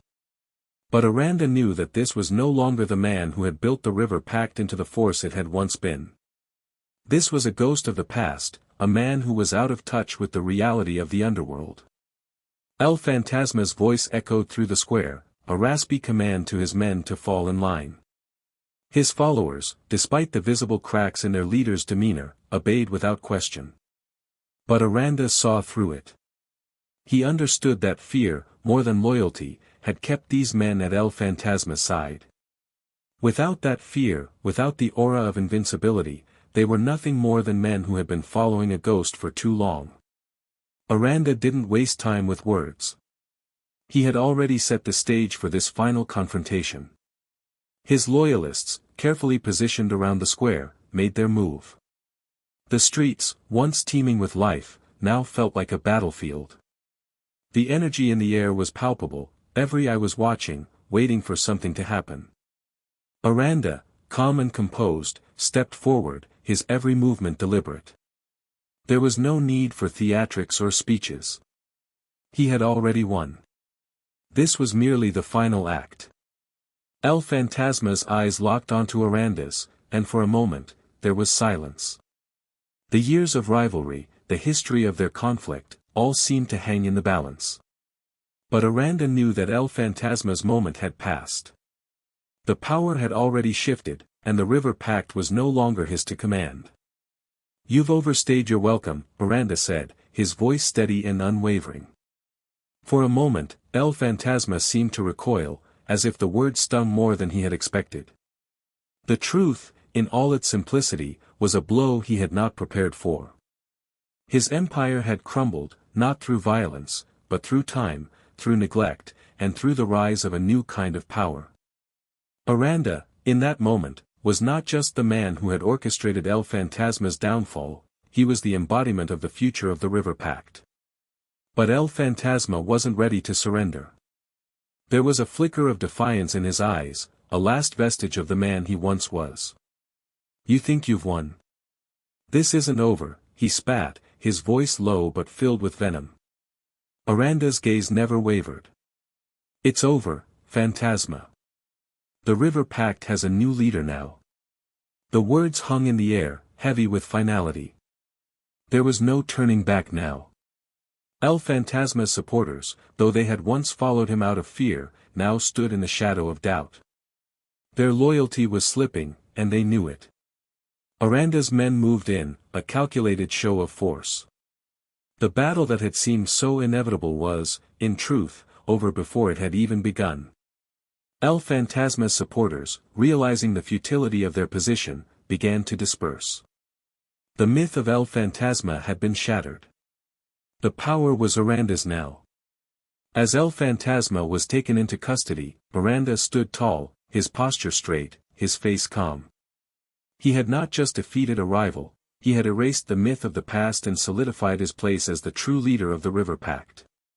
The district, once a symbol of El Fantasma's reign, now belonged to him. And as the sounds of the streets began to settle, Aranda knew that this was only the beginning. The River Pact had been remade in his image, and under his rule, the underworld would never be the same again. With El Fantasma's fall, the River Pact was in a state of uneasy quiet. The dust had barely settled, but the underworld was never a place where peace could last long. Aranda's victory, though decisive, was only one chapter in a much larger narrative. The streets that had once thrived under El Fantasma's rule now looked to Aranda for direction. But with power came responsibility, and with responsibility came the complexities of maintaining control over an empire that stretched across multiple territories, rife with loyalty and betrayal, ambition and corruption. Aranda was not naive, he knew that winning a battle was not the same as winning the war. The River Pact, though fractured, was still a vast and volatile network, and it would take more than just the defeat of El Fantasma to solidify his rule. There were rival factions to manage, disgruntled lieutenants to pacify, and enemies who were merely waiting for the right moment to strike. What Aranda had achieved was monumental, but it was also precarious. He was sitting at the apex of a pyramid built on decades of mistrust and power struggles. One wrong move, one slip in judgment, and his empire could collapse just as quickly as it had been built. As the leader of the River Pact, Aranda had inherited not only its assets and territories but also its many problems. There were territories that still whispered the names of his rivals, areas that had been loyal to El Fantasma's vision, and individuals whose power and influence could either be an asset or a threat. But Aranda was nothing if not pragmatic. He had no illusions about how this world worked. In the underworld, loyalty was often bought, and power was never truly secure.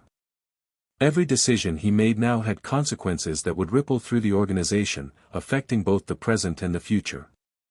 One of his first moves as the undisputed leader of the River Pact was to stabilize his hold over the territories. He knew that control over the region was not just about the money or the goods, it was about the people. The enforcers, the drug lords, the corrupt officials, and the small-time criminals, all of them had their place in the system, and all of them were essential to the functioning of the empire. But with the old guard, those loyal to El Fantasma, now in disarray, Aranda knew that he would need to re-establish a sense of order. The loyalty of his men could not be taken for granted. Many of them had been motivated by fear of El Fantasma. With his fall, that fear evaporated, leaving only ambition in its place. Aranda had a unique gift for recognizing talent in the most unexpected places. He began to make strategic moves to realign the underworld structure. One by one, he sought out the lieutenants and enforcers who had once been part of El Fantasma's inner circle. He offered them power, influence, and opportunities, but he also made it clear that loyalty to him was not negotiable. Those who were smart enough to see the benefits of his rule were welcomed with open arms. But there were also those who, despite their outward allegiance, were not yet convinced of his leadership. Aranda knew that to solidify his position, he needed to secure the loyalty of every key player within the River Pact, and to do so, he had to offer more than just threats, he had to offer respect. His approach was different from El Fantasma's. While El Fantasma had ruled through fear and intimidation, Aranda was more subtle in his methods. He understood that true loyalty came not from coercion, but from a sense of shared purpose.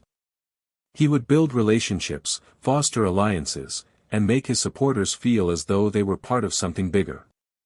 But that didn't mean he was soft.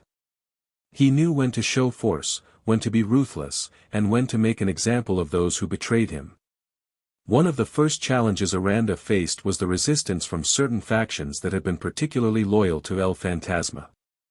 These groups, though weakened, still held power in various territories.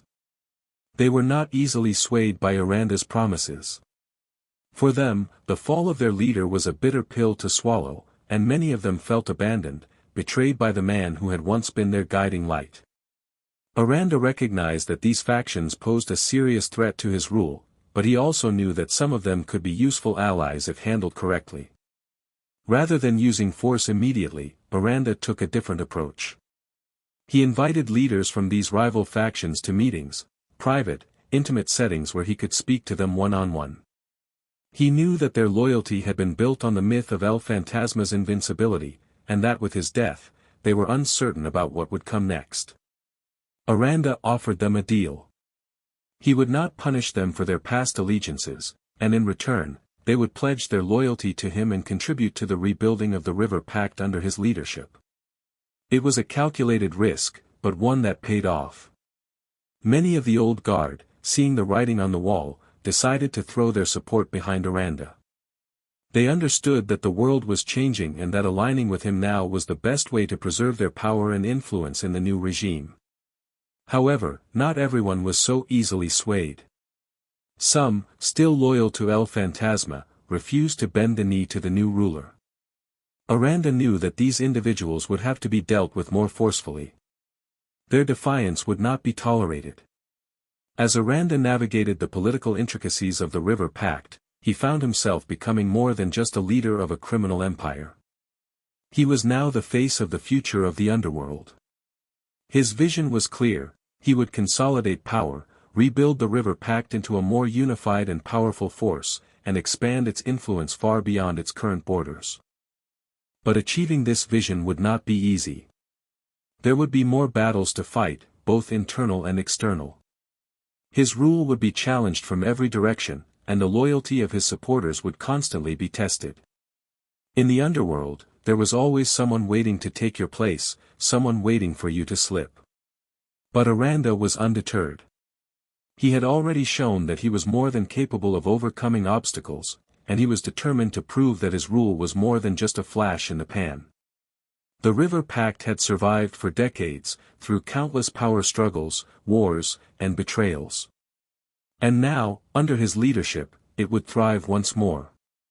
But first, he had to bring order to the chaos, secure the loyalty of his men, and eliminate any remnants of the old regime that might pose a threat to his future. Only then could he begin to focus on the bigger picture, the expansion of the River Pact and the solidification of his legacy. The road ahead was long, and the stakes were high. But Aranda was not the kind of man who backed down from a challenge. He had survived the darkest corners of the underworld, and now, he would carve out his own place in history. The River Pact was his now, and he would do whatever it took to ensure that it remained that way. With the initial consolidation of power behind him, Aranda now faced the daunting task of expanding the River Pact beyond the territories that had once been controlled by El Fantasma. For years, the underworld empire had thrived within its established borders, but the larger world, full of untapped potential and opportunity, beckoned. Aranda had already proven himself as a tactician, but this next phase of his reign would test his ability to build, to grow, and to adapt to new challenges. The first obstacle in his path was the fragmented state of the River Pact's influence outside of its core territories. The various factions that had once pledged loyalty to El Fantasma were now scattered, uncertain of what the future held. They were reluctant to accept Aranda's rule, and the notion of expanding his empire into new territories seemed almost foolhardy. But Aranda saw the potential. He knew that an empire built only on a foundation of fear and loyalty was destined to crumble eventually. To ensure the River Pact's long-term survival, he would need to make strategic alliances, broker new deals, and expand his empire in ways that would solidify his power for the future. The expansion strategy was not a matter of simply adding more land or resources, it was about creating a presence in areas where his influence had never been felt before. Aranda's ambition was to make the River Pact a shadow that loomed over all of the underworld, not just a localized force. To do so, he needed allies in the right places, people who held power over trade routes, ports, and key distribution networks. He needed people who had the ability to sway law enforcement, politicians, and businessmen, people whose influence stretched into every corner of society. The first step in this ambitious plan was to reach out to those individuals who had stayed out of the River Pact's sphere of influence, territories that had been ruled by independent factions or other criminal organizations. These groups, while not necessarily enemies, had long avoided direct conflict with El Fantasma and his River Pact. They had operated in parallel worlds, with their own networks, their own loyalties, and their own systems of power. But now, with El Fantasma gone, Aranda saw an opportunity to forge new relationships, turning former rivals into potential allies. The question was not whether he could convince them to join him, but how he could make them see that aligning with him would benefit them more than remaining independent. Aranda began with subtlety. He didn't storm into foreign territories demanding allegiance, instead, he used intermediaries, trusted figures who could approach the leaders of these factions and offer the kind of opportunities that no one else could. Aranda's reputation as a ruthless but fair leader had already begun to spread, and the leaders of rival groups were curious about what he had to offer. They knew that the River Pact was no longer a fragmented organization under El Fantasma's chaotic rule. It had been reborn, organized, and was under the command of a man who had already proven he could rise above the turmoil. The most lucrative of these new opportunities lay in the transportation and distribution of contraband goods. The River Pact had always had a stronghold in the drug trade, but with Aranda at the helm, he sought to diversify the network and expand into new markets, including illegal arms dealing, human trafficking, and gambling. The criminal empire that Aranda envisioned would not just be limited to a few streets or cities, it would span continents. In order to make this a reality, he needed access to new ports, new distribution channels, and new alliances with criminal syndicates in distant places. But Aranda understood the importance of maintaining control. Every new relationship came with its own set of risks, and he needed to make sure that any new allies understood their place within the River Pact hierarchy. There was no room for competition or disloyalty. As much as he wanted to expand, he was unwilling to risk the stability of his empire for the sake of short-term gains. Each new alliance was negotiated with the understanding that Aranda would remain the undisputed leader. He would be the one to control the flow of money, goods, and power. In one particularly crucial move, Aranda negotiated a deal with a powerful crime syndicate from the Pacific coast.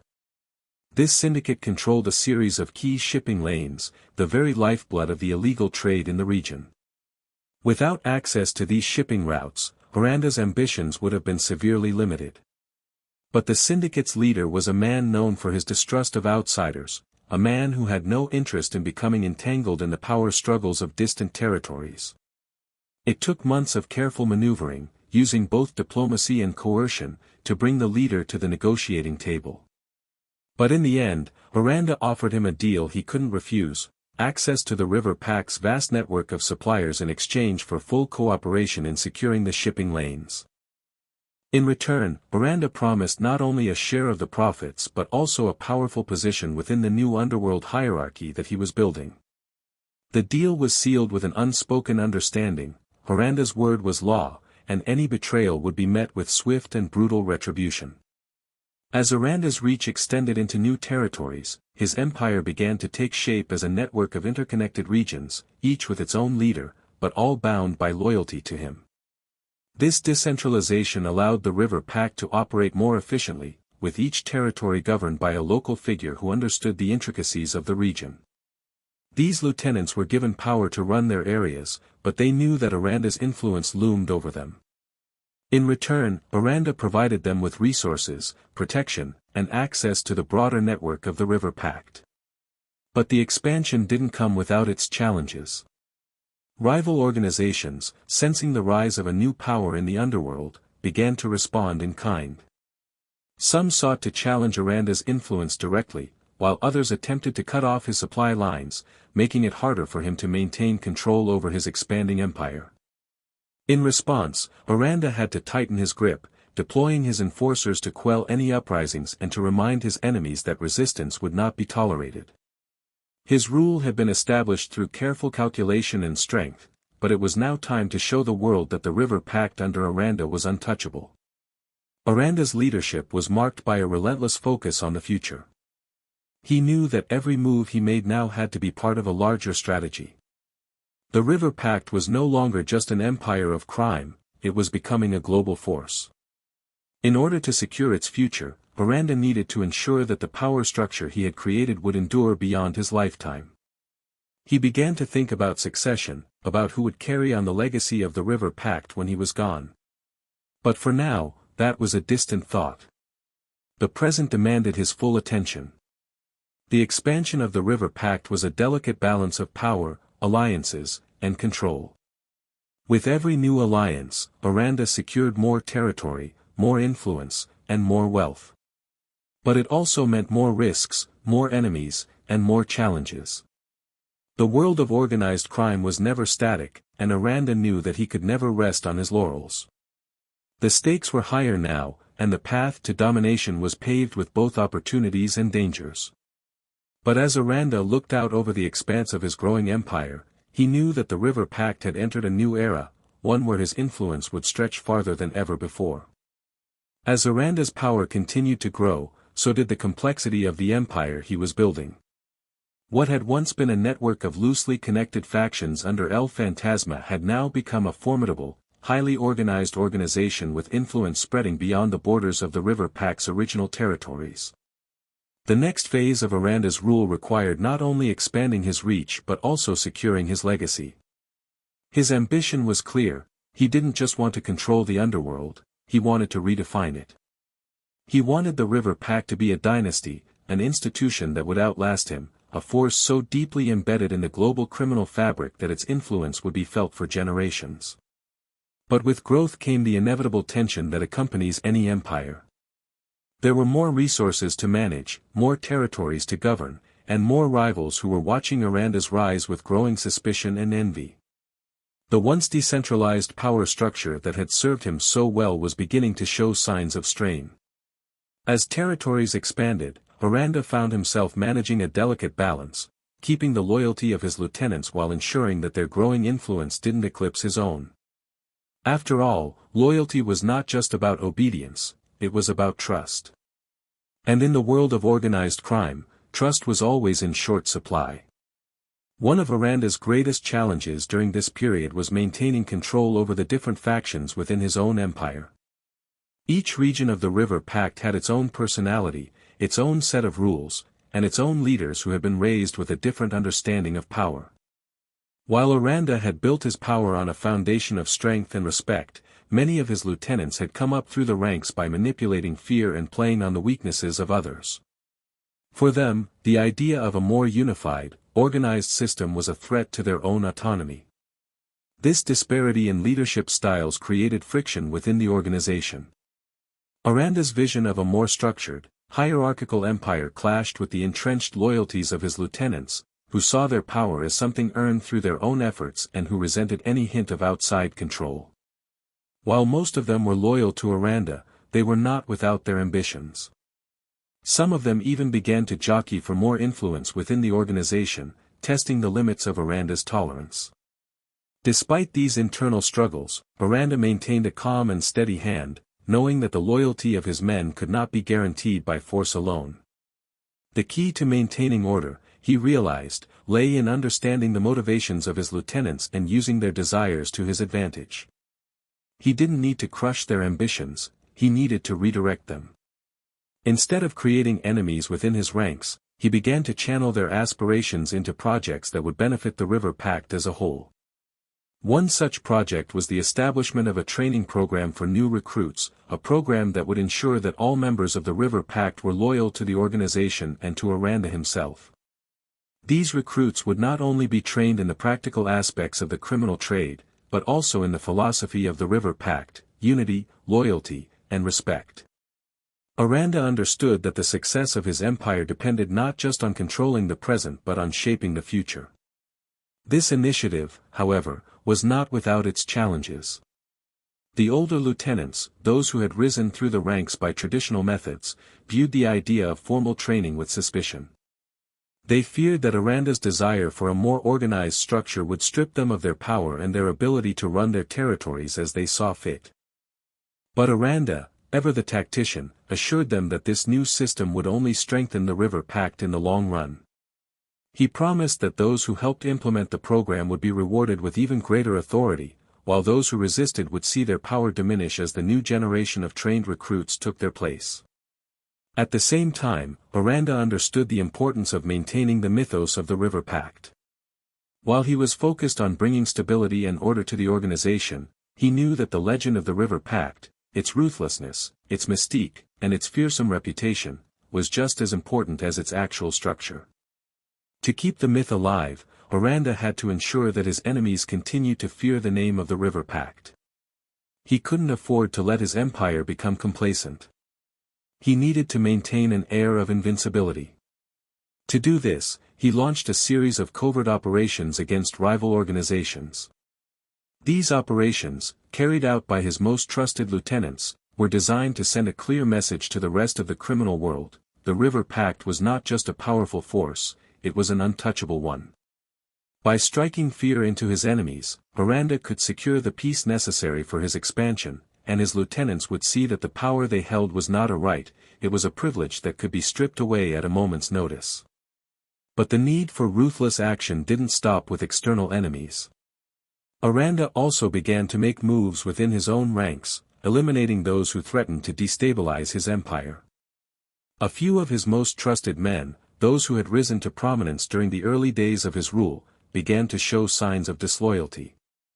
Aranda, ever vigilant, knew that any weakness within the inner circle could spell disaster. Without hesitation, he orchestrated their removal, using both subtlety and force to ensure that their power did not undermine his control.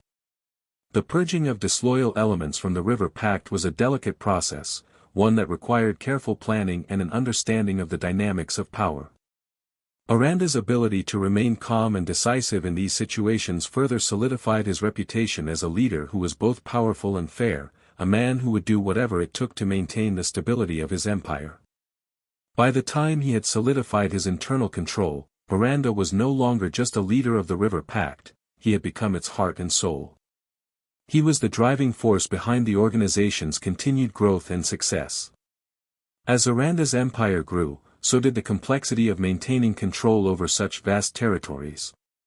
His initial success had secured his position, but with it came an array of new challenges, particularly from within the River Pact itself. The deeper Aranda entrenched himself in the day-to-day operations of the empire, the more difficult it became to balance his growing power with the growing number of enemies, both inside and outside his ranks. There were murmurs of dissent from his lieutenants, some questioning Aranda's increasingly tight grip on the organization's direction. The myth of El Fantasma still loomed large in the minds of many, and for some, the presence of a new leader was a bitter reminder of how quickly things could change. Aranda's reputation as a shadow broker made him both a respected and feared figure. But in this environment, respect alone wasn't enough to guarantee loyalty. Those closest to him, once allies, began to test his authority, seeing cracks in his armor that they believed were vulnerabilities to exploit. Aranda, however, knew how to play the game. The empire he had built wasn't just based on strength but on perception, and he wasn't going to let anyone undermine that. He acted swiftly, dismantling any signs of rebellion before they could take root, reinforcing his control over the River Pact and reminding his men just how easily power could be taken away. As Aranda's empire continued to expand, the challenges of maintaining control over such a vast and complex organization grew exponentially. With wealth, power, and influence reaching unprecedented levels, Aranda found himself facing pressures that no one could have anticipated. The River Pact, once a shadowy network of street-level criminals and local factions, was now an international powerhouse. The stakes were higher, and the risks, even greater. But it wasn't just external forces that posed a threat, it was the very core of his organization. Despite the systems he put in place, the internal power struggles between his lieutenants began to intensify. Ambitions that had once been kept in check started to break free. Some men who had once pledged absolute loyalty to Aranda now began to look for ways to carve out their own empires within the River Pact. They wanted more power, more territory, more influence. Aranda knew that this internal discontent could become a cancer if left unchecked. He had spent years building his empire with a steady hand, but as rival factions began to emerge within his ranks, he found that loyalty and trust, once unshakable, were now becoming fragile commodities. The fragile peace he had worked so hard to cultivate now hung in the balance. The weight of Aranda's empire was becoming unbearable. As cracks appeared in his leadership and his once unquestionable dominance began to erode, the reality of his situation set in. Rivals within and outside the River Pact grew bolder, testing his every move, while law enforcement agencies closed in, determined to dismantle the empire piece by piece. Aranda's once steady hand on the reins now felt uncertain, and whispers of his downfall began to circulate, not just in the underworld, but among his closest allies as well. Amidst the chaos, Aranda's paranoia reached new heights. The very men who had helped him ascend were now potential threats. His trusted lieutenants, once loyal to the end, began to question his decisions, as they too felt the pressure of an empire that could no longer be controlled. Even within his inner circle, suspicions ran high. Betrayal seemed imminent, and Aranda, ever the tactician, had to rely on his most trusted advisors to ensure his grip on power remained intact.